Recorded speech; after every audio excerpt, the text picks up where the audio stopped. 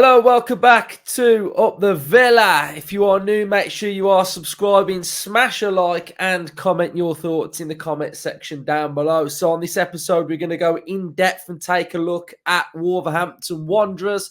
We're going to have a look at how they play, how they've been playing across 3 games. We've got areas of importance, passing networks, still images of how they're playing. We'll go to the tactical pad and we'll predict the Villa lineup, joined by Justin. How are you? All right, my head's hurting already just listening to all that. Yeah, fine, mate. We'll get stuck into it, mate. Right. So, what are your thoughts on Wolves then? How you feel like they're doing this season? Where are they going to be? Have you watched much of them this season? I try not to watch him if I can help it, to be honest. No, you'll know, 2 seasons ago I predicted them. Or was it last season? I predicted them to get relegated, and I think it was last season, wasn't it? And they did magnificently well, didn't they? I've got to be honest. I think Gary O'Neill was absolute breath of fresh air, and I think it was backs against the wall mentality last year for them, wasn't it? Everyone wrote him off. The manager walked out at the start of the season. They sold all the best players. Everybody was on a downer, and he just managed to galvanise the team together, and he had a really, really good season. Now, second season, they've lost another 2 or 3 very good players. I'm not going to write them off this year because every time I write Wolves off, they come back and bite me on the bum. So I think it's going to be a struggle for them this season, if I'm brutally honest. But they've just got a resilience about them. As much as I hate to say it, they do seem to just have something about them, and they've got a little bit of a hoodoo over us over the last few seasons. So I'm hoping this is the year where we finally obliterate that. I don't think the squad depth is massive. They've got 1 or 2 really good players, but I think if they get 1 or 2 critical injuries, which can happen at any time, I think they could be one of the teams in big trouble this season. Yeah, I think, if you look at any team in football, you want to have a good spine, don't you? You want a good spine. And in the Premier League, if you've got a goal scorer that can guarantee you 15, 20 goals, you are going to be doing pretty okay. And like you, I think I look at their team and I think there's some good players in there. I really like Lamina. I've always liked Lamina. I've liked him when he was sort of playing sort of like in that midfield 3 on sort of like the wing at times. I think he used to play sort of like on the left side. I thought he was always really good. Nori, a really good player, had a great season last year. I rate him as well. And yeah, you look at players like Kilman was good. He's now gone. Neto, he's now gone. So I think it's always going to be really difficult. And like you, I think they are competitive-ish because I think their midfield's good. I think Lamina, Andre, you've got Gomez in there. I think that 3 is pretty good. But I think everything around it is quite unbalanced. And if we go now and we have a little look at their team and how they play, last year they were in a 5, and the 5 really suited Semedo and Aït-Nouri. And with Aït-Nouri in the 5 at the back getting forward, he's got more license, he's got more protection. He had a really good season. Semedo can go forward, but he's better defensively. His 1v1s are really good. That's one of his big traits. But Gary O'Neill's this season has now gone into a 4 at the back, and the 4 at the back isn't really suiting Aït-Nouri. It's stretching them a little bit. It's making them having to do a lot of work. It's a 4 at the back. With how Wolves play, it's up and down, it's up and down. You're leaving sort of like the 2 at the back isolated as well. We've got Semedo who likes to get forward. But how their system's generally working is it's a little bit like Everton's midfield in the sense of Strand Larsen's up top, he's winning duels, he's holding the ball up. Cunha's coming inside and he's really playing in and around this zone. And because he's playing in and around that area, he's leaving that big, massive gap on the wing now where Semedo's going to have to start to get forward. He's trying to get forward.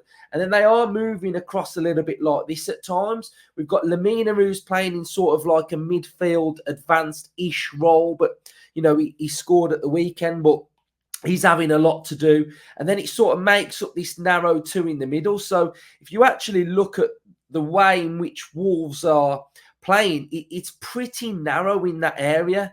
It's been quite congested, and it's similar to how Everton were when we played them and how they are with their sort of like average positions. So Bellegarde as well, he's decent. You know, he's got a good shot on him. He scored against Forest in their last away game. So he's okay, but there's a bit of an unbalance to their team. And I also, like you, think off the bench, there's not much off the bench. And I think if you look at Hwang, who last season was scoring goals, he was doing well, he had a purple patch. He's now completely sort of out the team. You've lost Neto's goals. I really worry, like, where do the main goals come from? So is there anything that you sort of want to add on that, Justin? No, it's really interesting, really, because like you say, that they seem to be overloading them on that right hand side, which would feed into, we're quite strong down our left, and when with the resurgence of Ramsey now and getting, really getting up to speed. Luca Dean's been a revelation this season, to the point where Maatsen, he just can't get anywhere near the team, can he? Which is what you want, obviously. And I think there's lots of areas there that you've highlighted that we can get at them. Having played Everton at a similar style of team, really, a very, come in, they're going to be hard to beat, hard to play against. They're going to defend, deep-ish, but they still do carry a threat.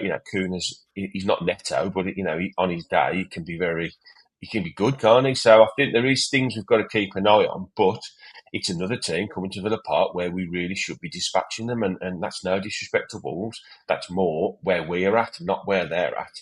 We are a very good side now, and my mentality, I was talking to you in the week, has totally shifted with Villa now, and I am totally buying into now where Unai Emery wants us to be is a proper top outfit, and a proper top outfit would look at this Wolves team in the form they're in, and they'd say, okay, that's 3 points. We've got to dismantle them. We've got to take them apart. We've got to be very, clinical, professional. And if we do everything, if everybody does their jobs properly, then we will win this game. I've no doubt about it. The problem comes when one or two have a bit of an off day. Things don't go to plan. They score against another player, a bit like Everton did.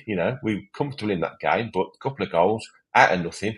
And all of a sudden, your back's against the wall. But even then, we don't panic. We can't. The fans aren't panicking. Nobody was losing their rag against Everton 2-0 down. So this whole atmosphere and all around Villa Park and Villa and the team is totally changing now. And that's where we're at now. We're an elite top Premier League side. And with Wolves coming to town, we'll have a plan for them. And if it's executed properly, we will win this game. But also, we've got absolute players coming off the bench now. So chomping at the bit to get in this team. It's going to be a very difficult day for Wolves. I hope so. Right, so Earl gave us some graphics for Wolves, which are fantastic. So what we've got here are the average, pretty much passing network and average positions over the course of 3 games. So we're going into 3 games with this. And I think what you can see is pretty much how I described their defence with the 3 at the back, with Semedo 22 going forward. We've got width on the left-hand side. You can see that midfield area is really narrow with their 3 central midfielders. We've got Cunha going up top as well with Strand Larsen, very narrow up there as well. You can see areas that Villa can be able to exploit. There's big gaps in between that midfield. There's big gaps in between Semedo and Ait-Nouri as well. But the one thing that I want to touch on is if you look at these top combinations now, it's not great reading, because what it's showing is that there's not really many combinations into the creative players, such as Cunha, Bellegarde and Strand Larsen. So what you can see is that their biggest combination is Dawson to Mosquera. Now, that's a centre-half to centre-half. We've got Mosquera to Dawson, which is centre-half to centre-half. We've got a central midfielder in Gomez to Mosquera. We've got Mosquera to Johnson. We've got Mosquera to Gomez, central midfielder. Ait-Nouri to central midfielder. The only one there is Gomez to Cunha, 14, and Lamine to Cunha, 14. We've got Gomez to Dawson, 13, and Dawson to Johnson, the keeper, at 13. So those combinations there, where you're looking at creativity, partnerships, patterns, it's just not there. Whereas when you looked at the one that we had against Everton, Villas, we've got Villa players in the top end 30s, and every player was sort of connecting and playing together. And you can see here, if you're looking at that passing network, there's nothing really going into Lamine, 27. There's nothing going into the striker, number 9, and there's not much going into Cunha either. And then if you're looking at the width out wide with Semedo and Aït-Nouri, it's just going into a central midfielder. So, yeah, I think we can, like you, I think we've got to be professional. We've got to do the job. But we're going to create a lot of chances against Wolves. And I think that's important that we take them. And on the thumbnail, I've put that Ollie Watkins is key to winning the game. And I think he's so important. Did Dawson and Mosquera not get on with anyone else in that team? Because they just keep passing it to each other, don't they? I don't think so. I don't think so. Yeah, mate. I mean, looking at that average positions, I mean, I would back 4 sort of 2 centre-half, 2 holding midfielders, that block of 4 to shut them out. Anana, Tielemans, Tapau and Konsa, that 4 should deal with their threat in the middle. And if they are very narrow, those 5 players sitting in around there, with McGinn obviously tucking in like he has been doing to help out, for me, we win this game down our left side. If they play like that on Saturday at Villa Park and leave Semedo basically on his own, then they're going to get absolutely annihilated down that left-hand side. They're just going to get overrun. Yeah.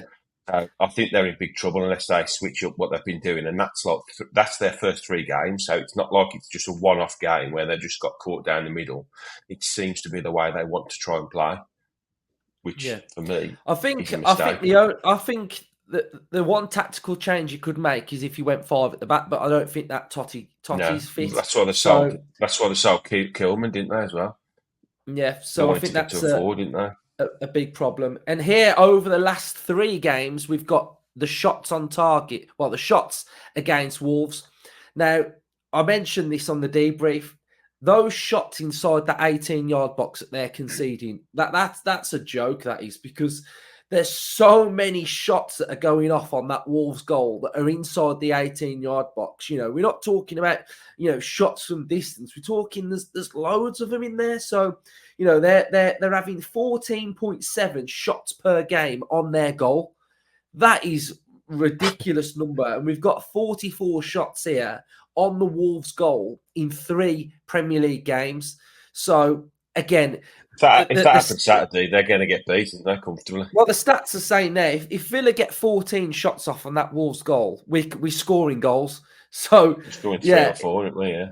We've got the areas of influence here that are for Wolves as well. So this is the area in which Wolves are getting on the ball, and you can see Semedo and Aït-Nouri are offering that width with a 4 at the back. So, if they're bombing on and going forward, the gaps will start opening up for Villa as well. We've got Lamina and Gomez, who are having to do a lot of work in central midfield as well. And then we've got the narrow front 3 of Bellegarde, Cunha and Larsson as well. So I think this all points to Villa doing pretty well. So what I want to do now is I want to go and have a look at some of the images of how I think Villa can hurt Wolves. And I think there's going to be some images in here as well of how Wolves can hurt Villa as well. So first up, this was one of the moves that Newcastle did against Wolves. I think it was on Sunday, wasn't it, their game? And I've highlighted this area because I think it shows an area that Villa will be able to exploit Wolves. So here we've got, this area here. Let me just get me my little pen. Where's my pen gone? Right, hold on. Let me get my pen. Right, here we go. This is what I like. Right, okay. So here we go. Right. So we've got the Wolves back 4 here, which has been pretty stretched. It's pretty narrow. We've got Bellegarde here, who's coming in to actively sort of close down and mark this player here. But you can see the Wolves right back, Aït-Nouri. We've got the 2 central defenders here. And this little ball goes in for Murphy through there. If they get anywhere in this situation against Ollie Watkins, it's big trouble. But you can see we've got Gordon up against Semedo. We've got another player up against Bellegarde here. There's so much space. There's a big gap in here. If Ramsey, Rodgers getting there as well. If you're allowing someone like Tielemans this amount of space to thread a ball in through there, I think they're in big trouble as well. We've got another one here as well that is showing their back three, how I showed you what they like to do at the start. We've got Semedo that's in this position here. He gets beat by Gordon. We've got the back three here. Loads of space out wide here as well for the opposition to sort of exploit. We've got that little gap as well there with two active runners that can run and get in front of Dawson and Ain't Nori as well. So Justin, this has got to give you a little bit of joy, the space that's going to be left for Villa to exploit.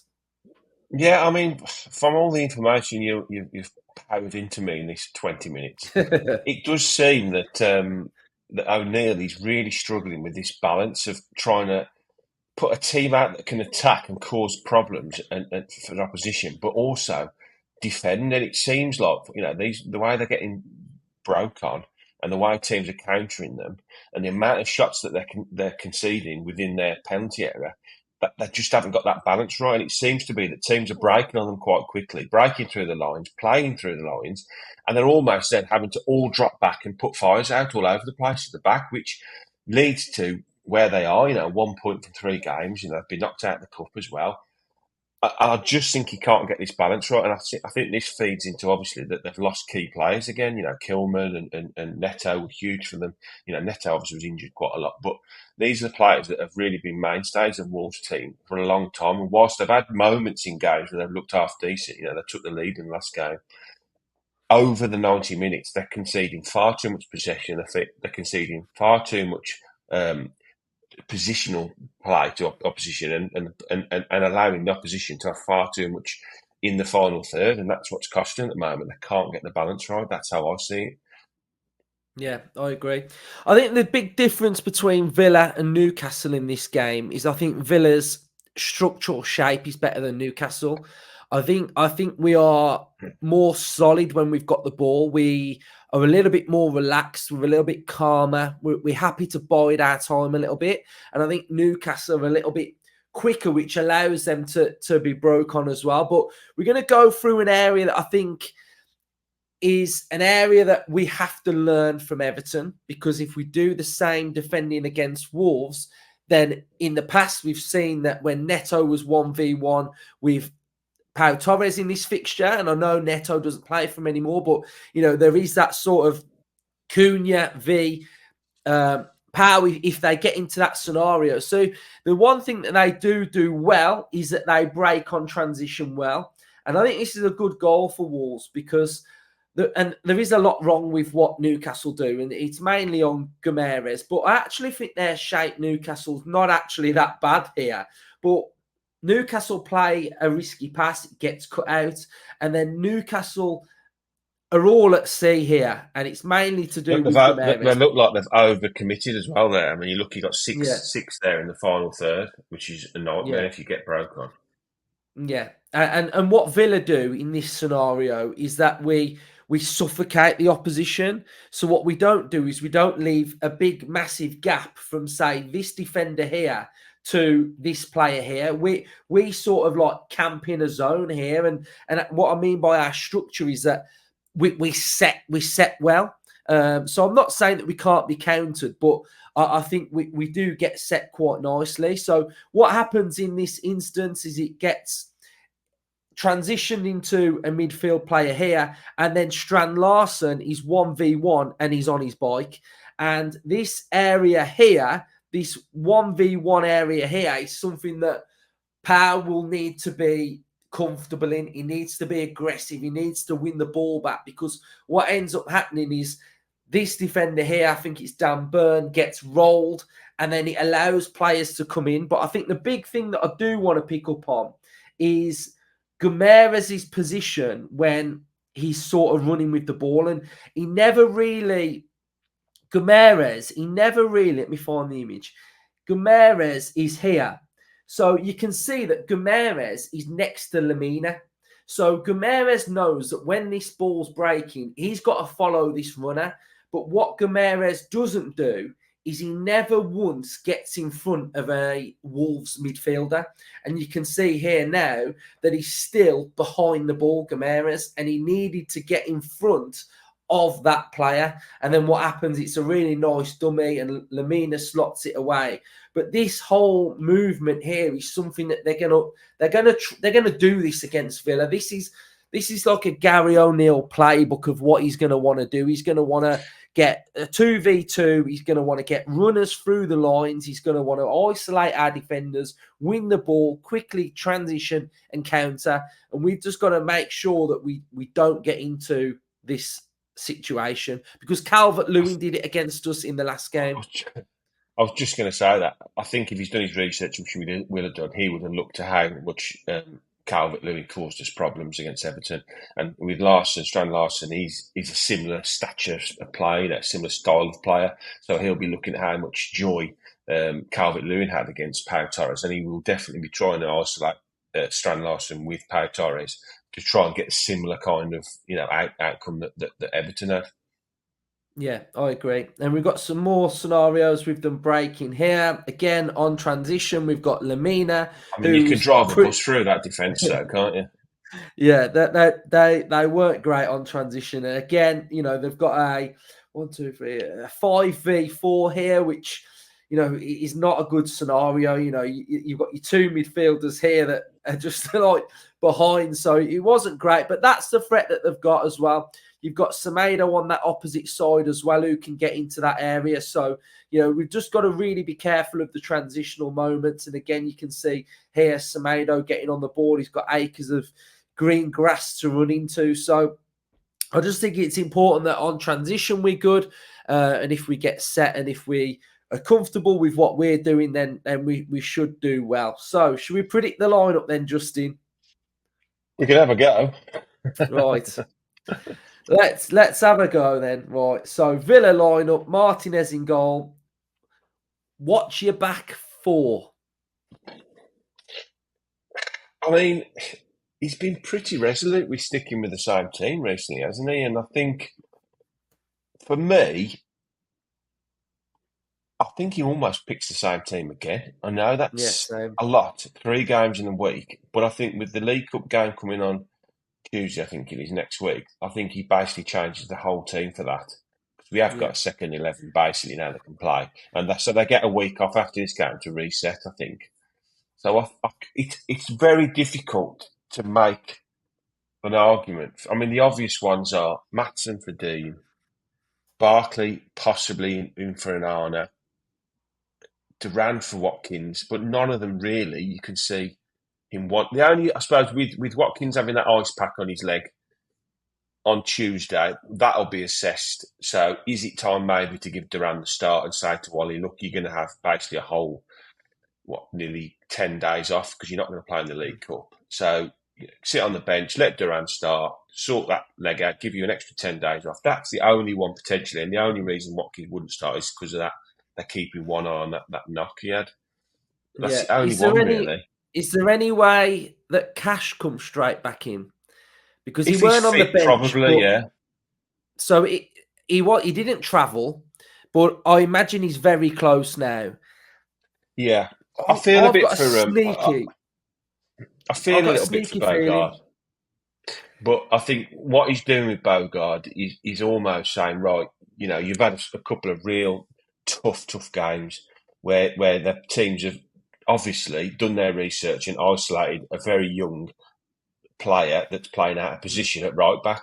But it's going to do him no harm at all to play in all these massive games and learn his trade as he goes. And I think the fans are with him. The fans are backing him. You can tell he's got the heart, and he'll get up to speed at some point, I do think. So I think, for me, I'll make it easy for you, Luke. It's the same team. You think it's the same team? Why is Onana spelt wrong? Let me just change Onana. Is that, I don't know what version that of He's him a new player. Right, so let me put McGinn in as well. Right. Bailey travelled. Will he throw him in? I don't know. That team is playing well, isn't it? Yeah, I don't think we need to put Bailey in because we don't need to risk him. Just No, let this is him what I'm saying. get With back. Watkins is the same. Yeah, We I think it. why play Watkins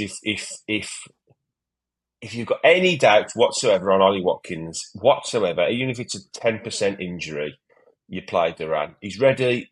He's a great player. He's a brilliant start to the season. No slight on Ollie Watkins whatsoever. We've got two brilliant forwards. Don't risk anybody. Anybody's got a knock. We've got a player that can come in and do a very good job for us now. So that'd be it for me. And the lads that don't start, and I know there's a few of them probably getting a little bit frustrated not getting minutes. And Djokovic, Carlos, I thought did excellently the other night. Matson wants to play. Barkley wants to play. You know, Bailey wants to get back in this team. Buendia's chomping at the bit to play. All these players, you're all playing Tuesday night. You're going to get 90 minutes more or less, and you're going to blow the cobwebs off and have a real good blowout and show me what you can do. But Saturday, for me, imperative we could win this game. Stick with what we got. Great options off the bench. Yeah, I think especially with Bogard as well. I'm really rooting for Bogard because we want young players to come in. We want them to flourish. Absolutely. We want them to grow. We want them to learn. He's learning a lot. He's being tested a lot, and he's going to come out of it in a lot better position Yeah. than we could possibly want. So I'm really rooting for him. I think it probably could be the same lineup. So Justin, we'll finally get your thoughts because we didn't on the Champions League then. What did you make of the performance? What an emotional night that was. I mean, just sitting in my living room listening to that theme tune made me choke up. So God knows what I'm going to be like when I'm in the stands against Bayern Munich. Just an incredible night. Everything you'd want it to be. If before the game you could have said, "How do you want this to work out?" You couldn't have basically been any better, could it? I think we struggled first 10, 15, and I was a little bit concerned. But when they were sort of explaining how bad the pitch is, and I think McGinn's interview after was very telling. He said that he's played on some plastic pitches in Scotland years ago. I mean, imagine how long ago he was playing in Scotland on plastic pitches, and he said they were 10 times better than that one. And I think Rio Ferdinand played there for England, and he said how bad it is. So, yes, they did take a bit of time to adjust and get up to speed on that surface, but just an outstanding performance, wasn't it? You know, yes, they are a poor side, and looking at their form going to it, we all was a little bit concerned that, you know, it's Champions League, it's not the league, they're struggling in the league. Could they just put in a performance and on the night, which anybody's capable of? But I think once we got on top of them, they did look a very poor side. So with hindsight, it was a really good game for us to start our campaign with. It's given us a real boost, 3 points straight away off the bat. You know, a third of the way almost towards qualifying now for the next phase with 7 games to go. There's definitely going to be tougher tests ahead, but first night back in Champions League could have been 5. What more can you ask for? You know, we're up and running, aren't we? We are up and running, and this new format, Love you know, it. if you have an half decent campaign here in your 8 games, Yeah. I think we can do. I think we can do well here. I know we got Bayern Munich up next, which obviously is just like Bayern Munich. But you look at this now, like nearly after the first round of games, we've got 2 points more than Man City, 2 points more than Inter Milan.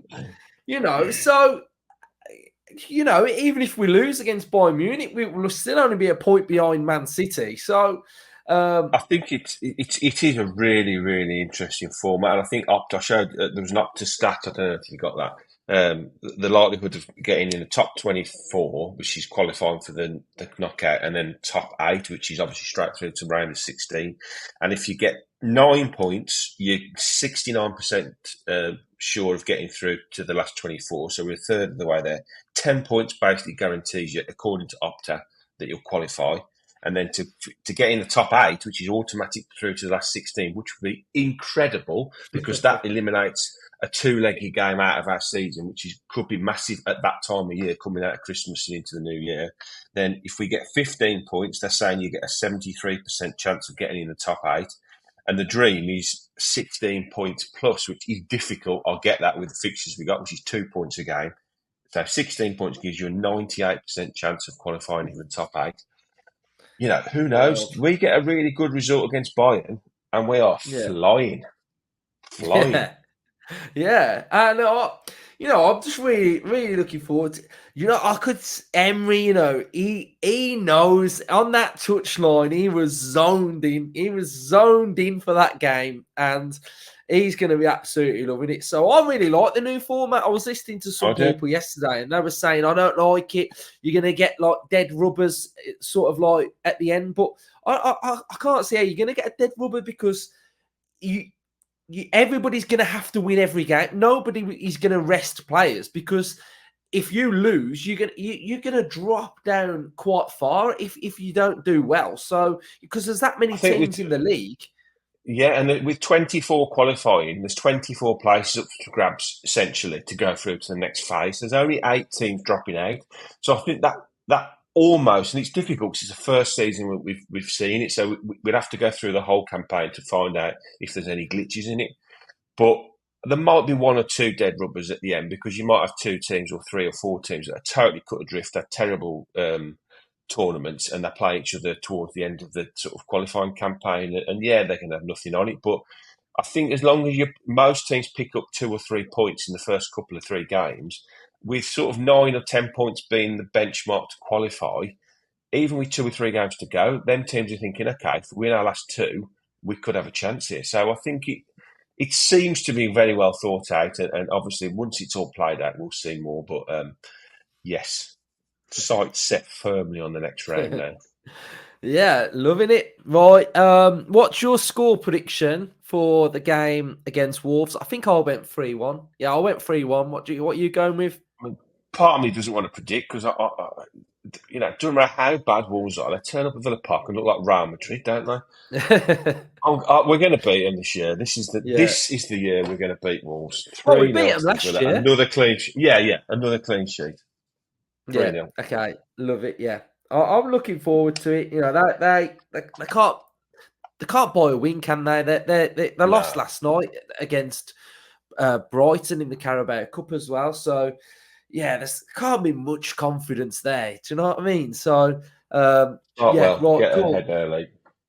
Yeah, definitely. Right. Cheers, everyone, for watching then. That's our predicted lineup and tactical analysis on Wolves and Villa as well. So make sure you're smashing the likes. Let's go big on the likes. Let's comment our thoughts and subscribe to the channel. Up the Villa.